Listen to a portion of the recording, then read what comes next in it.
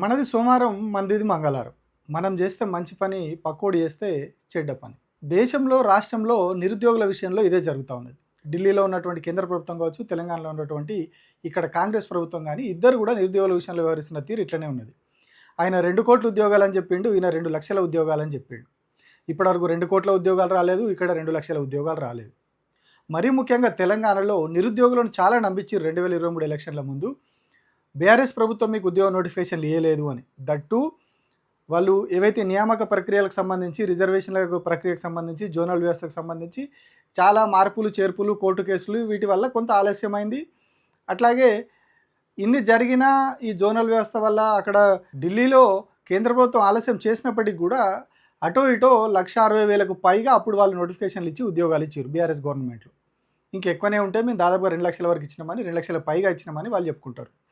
9.5 साल अगर मैं करेक्टली बोलूँ तो 2014 से लेकर 23 तक कोविड रहने के बावजूद हमने कुल मिला के 2,32,000 से ज़्यादा नोटिफिकेशन हमने दी और उसमें से 1,60,000 एम्प्लॉयमेंट पूरा मुकम्मल हमने किया वादा, और बाकी जो कोर्ट केसेस की वजह से 70,000 कुछ पेंडिंग थे उसके कागज़ इन्हों देके अब के चीफ मिनिस्टर देके आज कुछ भी बोल रहे उन्होंने। అయితే అప్పుడు కాంగ్రెస్ పార్టీ ఎన్నికల ముందేం చెప్పింది, మేము అధికారంలోకి వస్తే మీకు మొదటి ఏడాది 2,00,000 ఉద్యోగాలు ఇస్తామని చెప్పింది. మేము అధికారంలోకి రాగానే జాబ్ క్యాలెండర్ ఇస్తాము, వెంటనే నోటిఫికేషన్లు ఇచ్చేస్తాం. ఇక డిసెంబర్లో ప్రభుత్వం రాగానే, అంటే 2023 డిసెంబర్లో ప్రభుత్వం రాగానే ఇక మీకు ఖాళీ ఉండదు. ఇక మీకు వరుసగా నోటిఫికేషన్లు మీరు చదవాలి, పరీక్షలు రాయాలి, ఉద్యోగం వస్తే ఉద్యోగంలో పోవాలి, సంబరాలు చేసుకోవాలి, ఉద్యోగంలో జాయిన్ కావాలి, అంతే అన్నట్టుగా చెప్పుకొచ్చారు వీళ్ళు. చెప్పుకొని రావడం వల్ల నిరుద్యోగులందరూ కూడా చాలా ఆశపడ్డారు. స్వయంగా కాంగ్రెస్ పార్టీ కోసం గ్రామానికి వెళ్ళి ప్రచారం చేసిరు. బస్సులు పట్టుకొని పోయి కాంగ్రెస్ పార్టీని గెలిపించారు. ఇప్పుడు దాదాపుగా 2.5 ఏళ్ళు అయిపోయింది. అయిపోయినాక కూడా ఇప్పటి వరకు కొత్తగా ఇచ్చినటువంటి నోటిఫికేషన్లు లేవు. వీళ్ళు రీసెంట్గా ఇచ్చినటువంటి ఈ పోలీసు ఉద్యోగాలకు సంబంధించినటువంటి నోటిఫికేషన్తో కలిపితే గరిష్టంగా 25,000 లోపలనే ఉంటాయి అన్నీ. మొత్తం వీళ్ళు కొత్తగా ఇచ్చినటువంటి నోటిఫికేషన్. వాళ్ళు చెప్పింది 2,00,000 ఉద్యోగాలు. 2,00,000లో కనీసం సగం కాదు పావన్న వస్తుందా అంటే పావు వంతు, అంటే 50,000 ఉద్యోగాలు కూడా ఈ 5 ఏళ్ళు పూర్తయ్యేసరికి ఇచ్చే పరిస్థితి కనిపిస్తలేదు. వాళ్ళు ఏ హామీ నెరవేర్చారన్నా, ఒక 2,00,000 పక్క రాష్ట్రంలో రెండో విడత జాబ్ క్యాలెండర్ గురించి చర్చలు. మొదటి జాబ్ క్యాలెండర్ అయిపోయింది, రెండో జాబ్ క్యాలెండర్ గురించి చర్చలు. మన దగ్గర ఏడుందన్న ఒక జాబ్ క్యాలెండర్ లేదు, నిరుద్యోగ వృత్తి లేదు, ఖాళీలపై కమిటీ లేదు, సిలబస్ పై కమిటీ లేదు. అసలు వీళ్ళు ఏం చేయలేరు అన్న. డిగ్రీ అర్హత కూడిన ఒక్క జనరల్ నోటిఫికేషన్ కూడా వేయలేదు. అస్సలు నమ్మకం లేదు. ఎందుకంటే వీళ్ళు ఇచ్చిన మాటకు వీళ్ళకి చెప్పింది 2,00,000 ఉద్యోగాలు భర్తీ చేస్తామని. ఖాళీలు ఉన్నాయి, వేలలో ఖాళీలు ఉన్నాయి. వీళ్ళు ఇచ్చేది 10,000 సంఖ్యలో ఇస్తున్నారు నోటిఫికేషన్. సో నాకైతే నమ్మకం లేదు. నేను నమ్మట్లేదు కాంగ్రెస్ ప్రభుత్వం. సో ఈ విషయం నిరుద్యోగులకు అర్థమైంది. ప్రతిరోజు రోడ్డు ఎక్కుతున్నారు. ఏవైతే ఇప్పుడు ఇచ్చినటువంటి పోలీస్ కానిస్టేబుల్ ఈ ఉద్యోగాలకు సంబంధించి కూడా 20,000 వరకు ఖాళీలు ఉన్నాయి, 19,000 చిల్లర ఖాళీ ఉన్నాయని చెప్పి స్వయంగా డీజీపీ చెప్తారు. కానీ ప్రభుత్వం ఏమో ఫస్ట్ 5,000కే నోటిఫికేషన్ ఇస్తామంటుంది. నిరుద్యోగుల ఆందోళనతో దాన్ని 7,000కు పెంచుతుంది. నిరుద్యోగులు 20,000 పోస్టులు ఇవ్వాలంటారు. వీళ్ళేమో లేదు 7,000కే నోటిఫికేషన్ అని చెప్పేసి దాన్ని అక్కడికి వదిలేసారు. నిరుద్యోగులు రోడ్డు ఎక్కుతూ ఉన్నారు. వేరే జనరల్ నోటిఫికేషన్ వస్తలేవని చెప్పి వాళ్ళు రోడ్డు ఎక్కుతూ ఉన్నారు. ఇటు చిక్కడపల్లి లైబ్రరీలో, దిల్సుఖ్ నగర్లో, ఉస్మానియా యూనివర్సిటీలో ప్రతిరోజు ఏదో ఒక నిరసన, ధర్నా ఇది జరుగుతూనే ఉన్నది చాలా రోజులుగా. కానీ ప్రభుత్వం ఎక్కడ స్పందిస్తలేదు. మేము 50,000 ఇచ్చినాం, 70,000 ఇచ్చినాం, 1,00,000 ఇచ్చినాం ఉద్యోగాలు అని చెప్పి ఎవరి లెక్క వాళ్ళు చెప్పుకుంటున్నారు. నిరుద్యోగులకు మాత్రం భరోసా కలుగుతలేదు. కొత్తగా నోటిఫికేషన్లు వస్తే వాళ్ళ బతుకులు బాగుపడతాయి అనే భరోసా వాళ్ళలో కనిపిస్తలేదు. అందుకే వాళ్ళంతా కూడా రోడ్డు ఎక్కుతూ ఉన్నారు, నిరసన తెలుపుతూ ఉన్నారు, ఆందోళన బాట పడుతూ ఉన్నారు. ఈ నేపథ్యంలో ఖమ్మం జిల్లాలో ఒక యువకుడు ఆత్మహత్యా ప్రయత్నం చేసిండు. ఒక సూసైడ్ నోట్ రాసి ఆయన ప్రాణాలు తీసుకునే ప్రయత్నం చేసిండు. అందులో క్లియర్గా రాసిండు, ఉద్యోగాలు ఇవ్వమని అడిగితే నిరుద్యోగులను ఇంటిని దాగమని అంటున్నాడు ముఖ్యమంత్రి. ఇది ఎంతవరకు కరెక్టు? ఇది పద్ధతి కాదు కదా. ఇవన్నీ నాకు అసలు ఉద్యోగాలు వస్తాయనే భరోసా లేదు, అందుకని నేను ఇట్లా చేసిన అని చెప్పి ఆయన చాలా అంశాలు అందులో రాసుకొచ్చిండు. కేవలం ప్రభుత్వం వైఫల్యం, ప్రభుత్వ నిర్లక్ష్యం, నోటిఫికేషన్లు ఆలస్యం కావడం, ఈ అంశాలనే ఆయన అందులో ప్రధానంగా ప్రస్తావించాడు. సో ఆ లీటర్ అంతా కూడా సోషల్ మీడియాలో వైరల్ అయింది. అక్కడికి ప్రతిపక్ష పార్టీలు కావచ్చు, కొందరు నాయకులు కావచ్చు పోతా ఉన్నారు, పరామర్శిస్తున్నారు. కానీ ఇక్కడ అధికార పార్టీ ఒక కొత్త ప్రచారాన్ని చేస్తూ ఉన్నారు సోషల్ మీడియాలో. అసలు ఆయన ఏం పరీక్షలు సరిగా రాయలేదు, ఆయనకు అసలు మెరిట్ లేదు, చదవడని, వేరేదో ప్రేమ వ్యవహారాల వల్ల ఆయన చేసిండని చెప్పి రకరకాలుగా సోషల్ మీడియాలో పోస్టులు పెడతా ఉన్నారు. బీఆర్ఎస్ గవర్నమెంట్ హయాంలో కూడా కేసీఆర్ సహాయంలో ఇట్లానే ఒక సంఘటన జరిగింది. ఒక యువతి తీసుకుంటే ఒరిజినల్ రీజన్ వేరే అని చెప్పి అప్పుడున్నటువంటి అధికారిక పార్టీ వాళ్ళు ప్రచారం చేసిర్రు. ఆమె ఉద్యోగం కోసం చనిపోతే ఆమె ఇంకా వేరే ఏదో దానికోసం చేసింది అన్నట్టుగా బీఆర్ఎస్ వాళ్ళు మాట్లాడిర్రు అని చెప్పి ఇప్పటికి కూడా కాంగ్రెస్ పార్టీ ట్రోల్ చేస్తుంది. కానీ ఇప్పుడు మళ్ళీ వాళ్ళ ప్రభుత్వమే వచ్చింది, కాంగ్రెస్ పార్టీది. వాళ్ళ ప్రభుత్వ హయాంలోనే ఒక నిరుద్యోగి ఇట్లా చేస్తే లేదు దానికి వేరే రీజన్ ఉన్నది, ఆయన ప్రేమలేఖలు బాగా రాస్తాడు, అది ఇది అని చెప్పి ఆయన మీద చిలువలు పలువలుగా రకరకాలుగా చేస్తూ ఉన్నారు. సో అసలు వాస్తవం ఏంది, అక్కడ ఏం జరిగింది? సో ఒక న్యూట్రల్ పర్సన్నే మనం అడుగుదాం, బక్క జెర్సన్ అని అడుగుదాం. ఆయన పోయొచ్చిండు, అక్కడికి ఖమ్మం పోయి ఆ బాధితుని దగ్గరకు పోయి మాట్లాడి వచ్చిండు. సో ఒకసారి ఆయన అడుగుదాం, ఎందుకంటే ఆయన అందరి సమస్యల మీద కొట్లాడుతూ ఉన్నారు. ఇప్పుడు ఈ నిరుద్యోగి దగ్గర కూడా పోయొచ్చారు. సో ఆయన దగ్గర కరెక్ట్ ఇన్ఫర్మేషన్ ఉంటుంది. సో ఆయనతో ఒకసారి మనం మాట్లాడదాం, అసలు ఏం జరిగిందో అడుగుదాం మనం. అన్న ప్రభాకర్ని అన్న, నేను ఖమ్మం పోయి అక్కడ ఏం జరిగింది అసలు అంటే రకరకాలుగా బీఆర్ఎస్ ఒకటి విషయం చెప్తా ఉన్నది, కాంగ్రెస్ ఇంకో రకంగా ప్రచారం చేస్తుంది. అసలు ఎందుకు ఆ అబ్బాయి అట్లా చేసుకోవడానికి కారణం ఏంది? బ్రదర్, కొత్త వాస్తవానికి ఏంటంటే నిన్న మనకు ఫోన్ వచ్చేదాకా అక్కడికి ఎవరు వెళ్ళలే, అంటే అంత గోప్యంగా ఉండే. నిన్న మనం తెలియంగానే నైట్ వెళ్ళినాము. వాళ్ళతోనే వాళ్ళ గౌడ్స్ వాళ్ళ ఆయన ఇది ఎక్కుతాడంటే ఇది గీతా కార్మికుడు తాళ్ళెక్కుతాడు. ఈ అబ్బాయి 2 మార్కులతోని గ్రూప్ 1 పోయింది. ఇక గ్రూప్ 1 ఎగ్జామ్ ఏమైంది అనేది దేశం అంతా తెలుసు. దాని గురించి మనం ఎంత తక్కువ మాట్లాడుకుంటే అంత మంచి లెక్క అయిపోయింది. నోటిఫికేషన్ లేవు, 5 ఏళ్ళకి నిర్విరామంగా ప్రిపేర్ అవుతుండు. పోయిన నేను ఈ వీళ్ళ సంతకాల సేకరణ కోసం పోయినా, ఏది నోటిఫికేషన్ల కోసం పోయినప్పుడు నాకు కలిసిండ్రు వీళ్ళంతా. అలా ఇప్పుడు రాత్రున్న పిల్లలందరూ నాకు కలిసిండ్రు. అప్పుడనే బాగా ఆందోళన వ్యక్తం చేసిండ్రు. అన్న మాకు వస్తే కానీ నోటిఫికేషన్ ఇవ్వాలి కదా, 2 మార్కులతో పోయింది, నేను పక్కా కొడతా ఈసారి అని చెప్పిండు. అసలు నా నోటిఫికేషన్ వేస్తలేరు, వీళ్ళు ఇది చేస్తలేరు. అలా సఫకేషన్ ఇదని కాదు, నేను ఒక నల్గొండ ఇది ఒక 10-15 లైబ్రరీనా అంతటా కూడా సేమ్ అదే తీరుగా ఇబ్బంది పాలయ్యారు. ఇక నిన్న పిల్లాడు ఎలుకల మందు అవన్నీ వారి ఇట్లా ఏదో తెచ్చిపెట్టిందాక పొలాలలో పెట్టనికో అవన్నీ అవి వారి ఇట్లా బీపీ షుగర్ గోళ్ళు అన్ని చేసుకొని దంచుకొని అన్ని కలిపి మింగేడు. అప్పుడు వాళ్ళు ఇమీడియట్ గా ఇది చేసిండ్రు.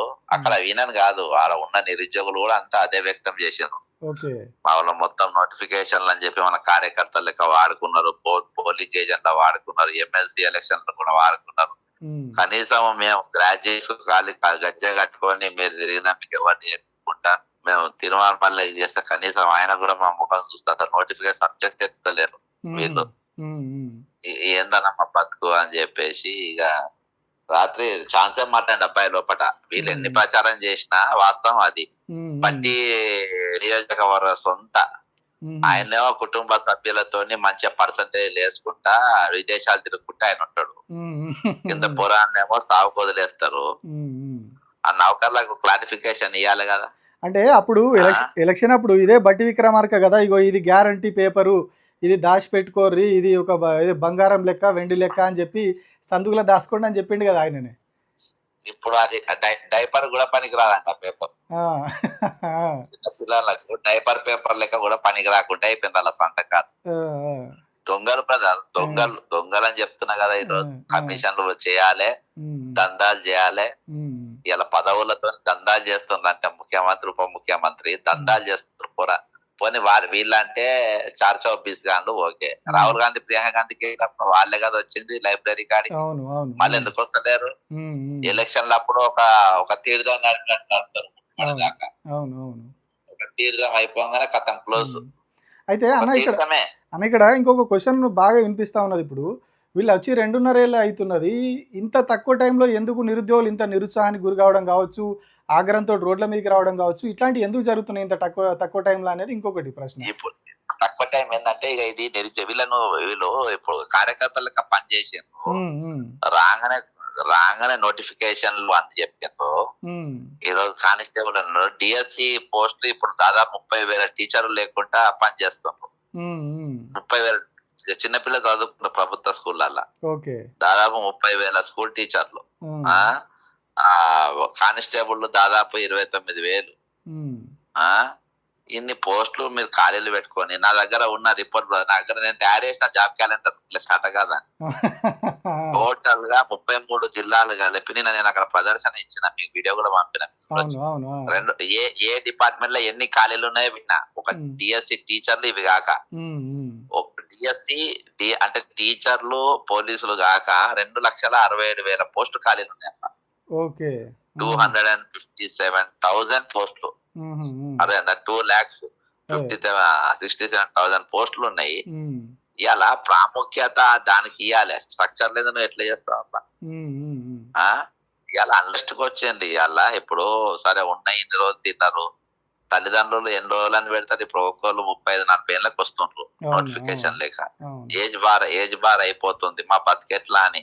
చాలా మంది ఇప్పుడు ఈ ఏజ్ సమస్య కూడా చాలా ఉన్నది. చాలా మంది ఇప్పుడు మన చిక్కడపల్లి లైబ్రరీకి వెళ్తే అందరు చాలా మంది ఉన్నారు. వాళ్ళు అంటారు వీళ్ళేమో రాగానే నోటిఫికేషన్లు అన్నారు, ఇప్పుడు 3 ఏళ్ళు ఆపిర్రు, ఇప్పుడు నోటిఫికేషన్ ఇచ్చి ఏజ్ రిలాక్సేషన్ ఏమంటే ఇస్తలేరు, ఎట్లా మా బతుకు అని అడుగుతున్నారు వాళ్ళు.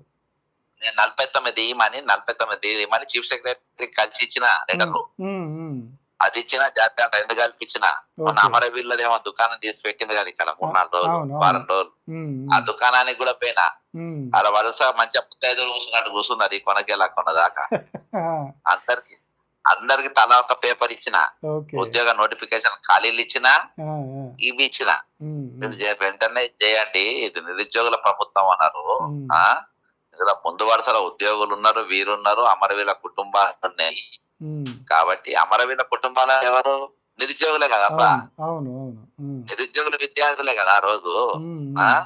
మరి మీరు వాళ్ళందరినీ కూడా మీరు ఆదుకోవాలి అని చెప్పి ఇచ్చినాం. అదవో 4 రోజులు నడిపే దుకాణం, అంతేగాని దాంట్లో నొడికేది ఏం లేదు. ఏదైనా ఒకటే బ్రదర్ నేను చెప్పేది, ఈ రోజు ఒక పెద్ద ఉద్యమం. అందుకని నేను అక్కడ ఏది క్రిమినల్ వేస్ట్ అని చెప్పిండు కదా రేవంత్ రెడ్డి గారు, రాత్రి క్రిమినల్ వేస్ట్ పార్టీ అని అక్కడ లాంచింగ్ చేసిన దవాఖానకాన్ని.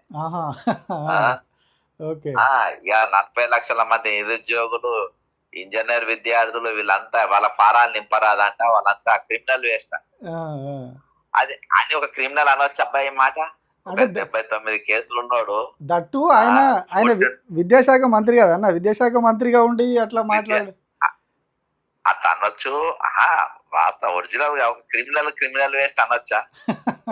వేస్ట్ గానే, నువ్వు వేస్ట్ గానే ఉండి పిల్లలను పట్టుకొని వేస్ట్ కాలన్నది ఎక్కడిది? వాళ్ళని ఏదో సంతాయించి నేను అక్కడికి పోయి వాళ్ళని రెచ్చగొట్టలే. మొత్తం పోలీసు వాళ్ళు వచ్చారు, ఎట్లా దొరుకుతాడు వీని ఎట్లా తీయాలి అని.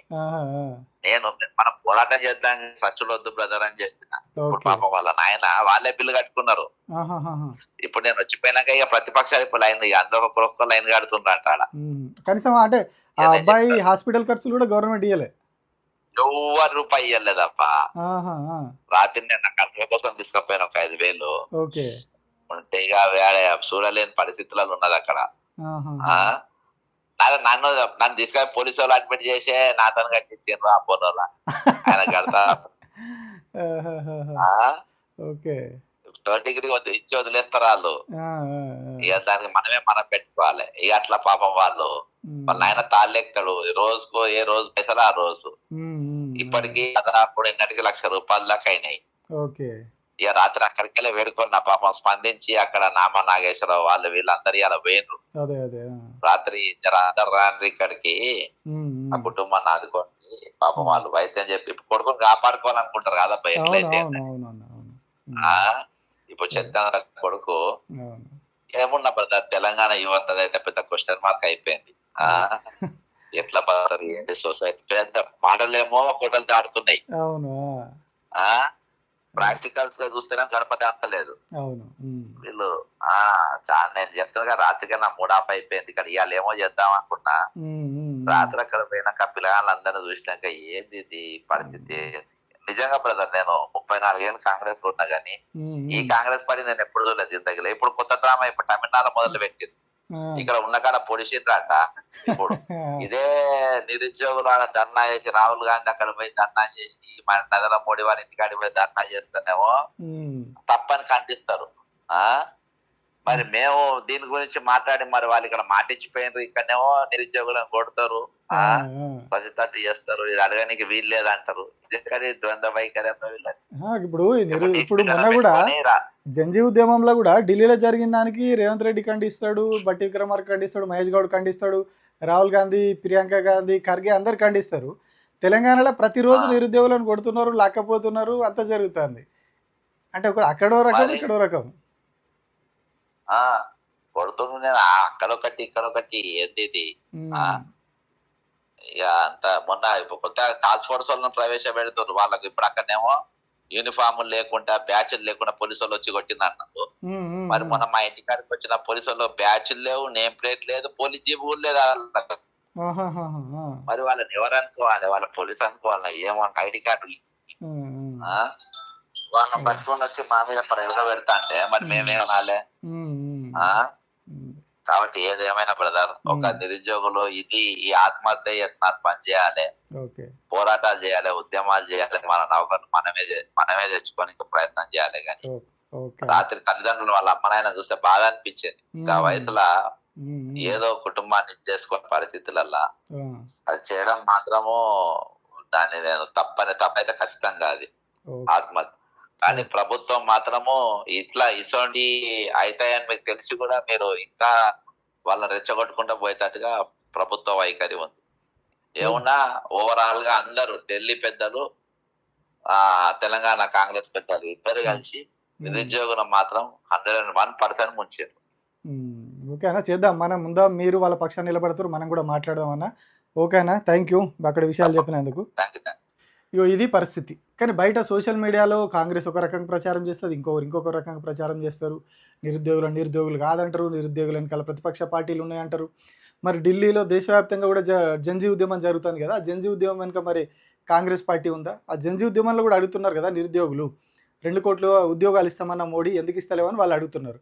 అంటే అక్కడ చేస్తున్న వాళ్ళ వెనకాల కాంగ్రెస్ పార్టీ ఉన్నట్ట, ఇక్కడ చేస్తున్న వాళ్ళ వెనకాల బీఆర్ఎస్ పార్టీ ఉందంటే అక్కడ చేస్తున్న వాళ్ళ వెనకాల మరి మీరు ఉన్నట్టే కదా. అంటే కేవలం రాజకీయాల కోసం ఒక పార్టీ తిట్టుకోవడానికి వాడిని పనికొస్తాయి తప్పితే నిరుద్యోగుల విషయంలో పనికిరావు ఇవి. నిరుద్యోగుల విషయంలో వాళ్ళకి కావాల్సిన డిమాండ్ నెరవేర్చాలి, మీరు అది చేస్తలేరు. ప్రధానంగా వీళ్ళు నిరుద్యోగులు ఇంత నిరుత్సాహానికి దీనికి గురవడానికి కారణం కూడా ఇందాక బక్కజెట్సన్ అన్న కూడా చెప్పిండు. ప్రధాన కారణం ఏంటంటే మేము రాగానే అన్నీ చేస్తామన్నారు వీళ్ళు. ఇట్లా రాగానే మీకు ఇక మొత్తం ఉద్యోగాలు అంతా హడావిడి అయిపోతుంది, మీరు ఉద్యోగాలు జాయిన్ అయిపోతారు అన్నట్టుగా చెప్పారు. కానీ 2.5 ఏళ్ళు అయిపోయినా కూడా ఓవరాల్గా ఇచ్చినాయి 25,000 బిలో పోస్టులు. ఇప్పుడు ఇచ్చిన ఈ కానిస్టేబుల్ పోస్టులతో కలుపుకుంటే మ్యాక్సిమం 25,000 తప్పితే వీళ్ళు ఇచ్చినవి ఏవి లేవు. ఎక్కడ 2 లక్షలు, ఎక్కడ 25,000. సో ఇది ఈ ప్రభుత్వ నిర్లక్ష్యం. అంటే ఇట్లా జరుగుతుందని తెలిసి నిరుద్యోగులు ఇట్లా నిరుత్సాహమా ఆగ్రహమా వస్తుందని తెలిసి కూడా ఇట్లా చేస్తూ ఉన్నారు. నిరుద్యోగులు ఇప్పటికే చాలామంది ప్రాణాలు తీసుకున్నారు, ఇప్పుడు ఇంకొక ప్రాణం పోయే పరిస్థితి దాకా వచ్చింది. ఆయన హాస్పిటల్లో ఉన్న అబ్బాయి కొంత ఆరోగ్యం ఇప్పటికైతే పర్లేదు. ఇంకో దిక్కు ఇక్కడ ప్రతిరోజు చిక్కడపల్లి లైబ్రరీలో ధర్నాలు, నిరసనలు, అశోక్ నగర్లో ఆ రోడ్ మీద వచ్చి ధర్నాలు చేస్తారు. ఇట్లా ప్రతిరోజు ఇవన్నీ జరుగుతూ ఉన్నాయి, కానీ ప్రభుత్వం పట్టించుకుంటలేదు. కానీ ఢిల్లీలో మోడీ ఇస్తలేడని మాట్లాడతారు. నీ సంగతి ఏంది చెప్పమంటే ఆయన సంగతి అడుగుతారు. మొన్న ఫీజు రింబర్స్మెంట్ గురించి కూడా అడిగితే ఏమైంది, మీరు ఫీజు రింబర్స్మెంట్ ఇయ్యారా అని అందరు విద్యార్థి సంఘాలు ప్రతిపక్షాలు అడిగితే బీజేపీ వాళ్ళు కూడా అడిగారు. బీజేపీ వాళ్ళు అడిగితే ఏమని అడిగినా, మీరు అక్కడ ఏపీలో మీది జాయింట్ గవర్నమెంట్ ఉంది కదా, ఫస్ట్ అక్కడ ఇవ్వండి, మీరు ఇచ్చిన తర్వాత వచ్చి తెలంగాణలో అడుగుర్రి అంటాడు.